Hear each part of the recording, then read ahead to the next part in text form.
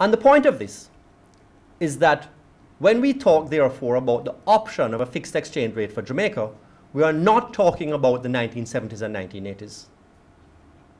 We're talking about a completely different animal. And those of you who have some experience with Barbados will have a better model of a fixed exchange rate. And it is to that case that we now turn. Barbados has, for the last 3 decades, has conducted a fixed exchange rate based on disciplined monetary management, guided by the exchange rate imperative, by the obligation of fidelity to the fixed rate, and combined, most importantly, with drastic fiscal corrections when it was called for. It was called for in 1980 during the oil crisis, when the economy went through a period of stagflation. The government's response was to cut expenditure, raise taxes, restore fiscal balance, and to adhere to the peg.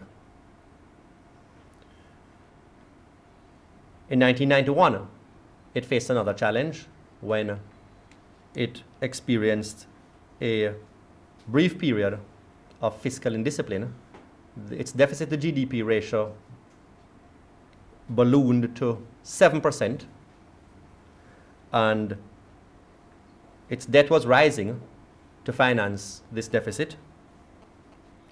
There was we used to say there was a crisis in the credit market at that point, but now that we have been through 2009, we don't call that a crisis anymore.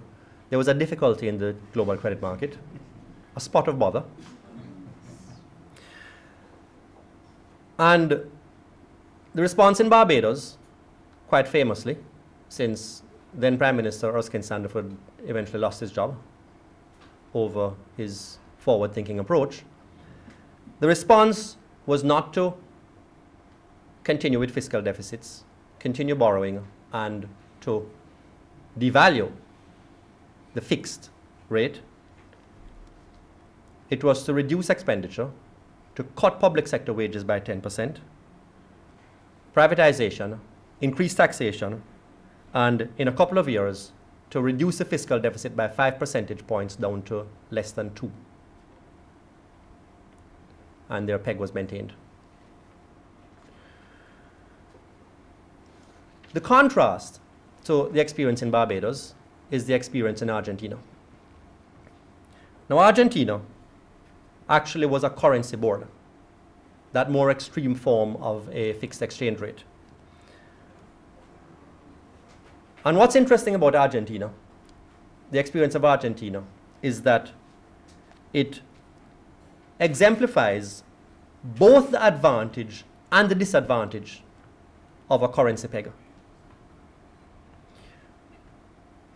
When Argentina implemented its convertibility law, Argentina had been coming out of a period in the 70s and 80s where it had, with perhaps one exception, the highest inflation rates in Latin America. And many options had failed to tame its ongoing and persistent inflation problem. It adopted a currency board under the convertibility law and thereby anchored its monetary policy, and it was successful. Inflation rate came down to single digits, mid-single digits. Its interest rates came down to mid-single digits. And